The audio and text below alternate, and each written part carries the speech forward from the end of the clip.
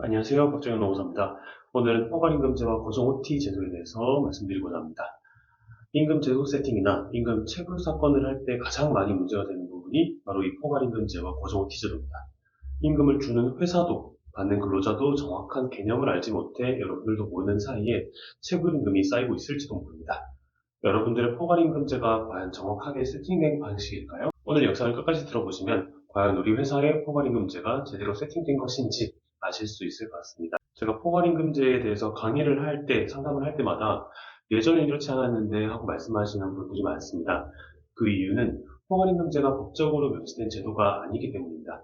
그래서 포괄임금제는 판례에 따라서 인정 범위나 그 유효성이 시기별로 조금씩 변경되어 왔습니다. 오늘 영상에서는 최신 판례를 기준으로 포괄임금 제도를 정리해 보겠습니다. 포괄임금제의 유형으로 크게 포괄임금제 그리고 고정 OT가 나뉜다고 보시면 되겠습니다. 포괄임금계약이란 기본급뿐 아니라 각종 수당을 포함해서 근로계약서상 임금 구성을 정하는 계약을 의미하고요. 여기서 첫 번째로 포괄임금제는 기본급 없이 각종 수당을 합한 월급의 또는 일당을 정하는 경우를 의미하고, 두 번째로 고정 OT 계약은 기본급 항목 따로 고정 연장 근로나 고정 휴일 근로수당 등의 항목이 각각 쪼개져서 구분이 되어서 있는 계약 형태를 의미합니다. 그래서 근로계약서나 임금 명세서를 보실 때 하나의 항목으로 기본급과 법정 수당이 포함돼서 지급되고 있는지, 또는 기본급과 고정 연장 수당, 고정 야간 수당, 고정 휴일 근로 수당 등이 쪼개져서 구분돼서 기재되어 있는지를 보면 우리 회사가 포괄임금제인지 고정 OT 제도인지 쉽게 아실 수 있습니다. 이렇게 실제로 두 방식의 차이점에 대해서 정확히 알지 못하고 급여를 잘못 지급하거나 지급받는 경우가 대부분입니다. 여기서 잘못 지급한다라는 것의 의미는 별도로 혹은 정확히 계산되어 지급되어야 하는 수당이 지급되지 않아서 임금 체불이 발생한다라는 의미입니다. 그럼 먼저 첫 번째 유형인 포괄임금제에 대해서 이야기해 보겠습니다. 대법원 판례에서는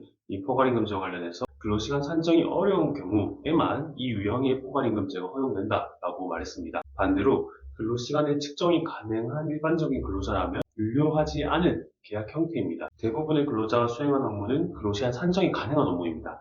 그래서 포괄임금제는 적용이 불가능한 경우가 대부분인데요. 그렇다면 반대로 포괄임금제를 적용 가능한 근무시간 측정이 어려운 업종은 어떤 게 있는지 말씀을 드리겠습니다. 첫 번째로 사업장 밖 근로에 관한 합의를 하는 경우입니다. 근로기준법 제58조에서는 근로시간 계산의 특례라고 해서 근로시간의 일부나 전부를 사업장 밖에서 근로를 하여 근무시간 산정이 어려운 경우에 근로자 대표와의 합의를 통해 소정 근로시간에 근로한 것으로 간주하는 제도입니다. 두 번째로 감시 단속적 근로 중 근로시간 측정이 어려운 경우입니다. 업무의 성질상 대기시간이 많고 업무가 간헐적으로 발생해서 정확한 실근로시간 산정이 곤란한 경우 포괄임금제 적용이 가능하겠습니다. 세 번째로 재량근로제 적용 근로자입니다. 재량근로제란 실제 근로한 시간과 관계없이 노사 간 서면 합의로 정한 시간을 근로시간으로 간주하고 업무의 배분은 근로자의 자율로 맡기는 제도입니다. 일은 알아서 하되 미리 합의한 근로시간을 근로한 것으로 하겠다라는 제도인데요. 모든 업종에서 적용이 가능한 것이 아니라 근로기준법 시행령에서 재량 근로제 적용 가능 업종을 한정해서 명시하고 있습니다. 일반적으로 전문적, 창의적 업무에 해당되는 신문, 방송, 출판 사업에서의 취재, 편성, 편집 업무, 디자인 업무, 정보 처리 시스템이나 펀드 매니저, 애널리스트 분들이 이에 해당하는데요. 근로 자체가 근로자에게 자율적으로 맡겨져 있는 구조이다 보니 실근무시간 측정이 어렵고 이에 포괄임금제 적용이 가능하다라고 할 수 있겠습니다. 그럼 지금부터 근무시간 측정이 가능한 업종에서 도입이 가능한 포괄임금 계약의 한 유형인 고정 OT 제도에 대해서 말씀드리겠습니다. 대부분의 직종이 실질적으로 근무시간 측정이 가능하므로 고정 OT제 적용이 가능한 경우가 많습니다. 그래서 지금부터 말씀드리는 내용을 잘 들어주시면 도움이 되실 것으로 생각이 됩니다. 고정 OT제는 기본급 외에 고정 연장, 야간, 휴일 근로수당 등을 정액으로 항목으로 구성하여 지급하는 방식입니다. 여기서 고정 연장 수당 등을 어떻게 구성하는지에 따라 디테일한 부분이 회사마다 달라질 수 있는데요. 법적인 기준이 있는 방식이 아니다 보니 사업장별로 유형이 다양합니다. 대표적인 방식을 몇 가지 소개해드리겠습니다. 첫 번째 방식은 매월 정해진 기준에 시간분을 계산하여 임금 구성에 포함하는 방식입니다. 예컨대 월 20시간분의 고정 연장 근로수당을 급여에 포함하는 방식이 이에 해당합니다. 이 경우 실제 월 연장 근로가 20시간분 이상이 발생할 경우 초과분은 별도로 계산하여 지급이 되어야 되고요.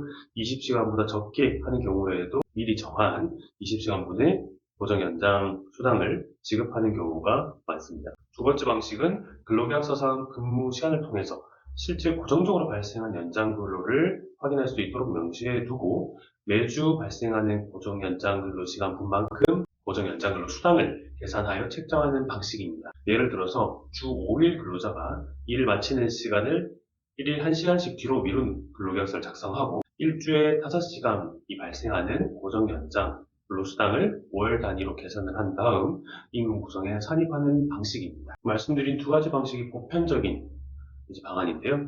최근 고정 OT 제도를 형식적으로 구성한 대기업에 대해 고정 OT 수당이 실질적으로 지급이 되는 것이 아니다 라고 판단해서 통상임금에 산입이 되어야 된다라는 판례가 있었습니다.